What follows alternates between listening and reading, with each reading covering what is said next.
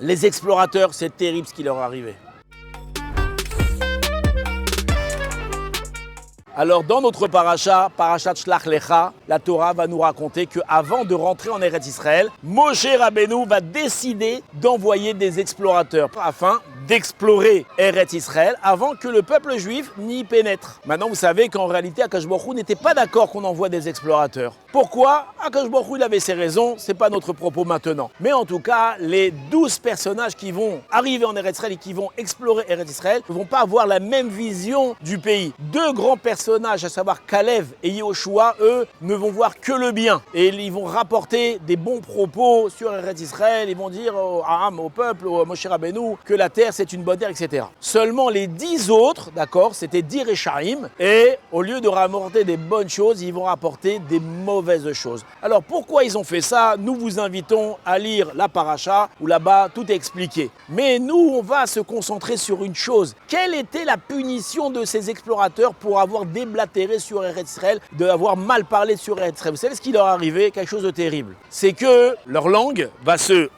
dérouler jusqu'à leur nombril. Toutes sortes de bêtes et de pustules vont atteindre leur langue. Et au bout de 40 jours, ils vont mourir comme ça, la langue pendue. Maintenant, parallèlement, il y a une halakha dans le Shulchan Aruch qui nous dit qu'on doit jeûner pendant certains jours où des malheurs sont tombés sur le peuple juif. Et il y a une date qui est marquante, c'est la date où vont mourir les explorateurs. Maintenant, le Mishnah Berurah, le Beth Yosef pose la question, le Mishnah Berurah ramène. Il dit pourquoi est-ce qu'on doit jeûner le jour où les explorateurs sont morts? On ne doit pas pleurer quand des impies quittent le monde, des Réchaïm. Alors pourquoi je dois pleurer? Pourquoi je dois jeûner quand ces gens-là sont morts? Écoutez ce que dit le Shulchan Aruch, quelque chose de terrible. Il dit ces gens-là qui avaient la langue pendue pendant 4 jours et qui se faisaient manger par des vers, qu'est-ce qu'ils ont fait pendant ces 40 jours? Qu'est-ce que Hasbe Shalom on aurait fait nous? Alors c'est évident qu'on serait levé le matin, tous les matins, en pleurant, on aurait fini tout le livre des Téhilim, on aurait pleuré matin, midi et soir, on demande à Akadosh Baruch Hu qui nous pardonne notre faute d'avoir mal parlé sur Eretz Israël. Et ce qui est terrible, vous savez quoi? C'est que leur tchouva, elle n'a pas été acceptée. Ça veut dire que ces gens-là ont fait tchouva, mais Hachem n'a pas accepté la tchouva. Et donc on apprend quelque chose de terrible ici.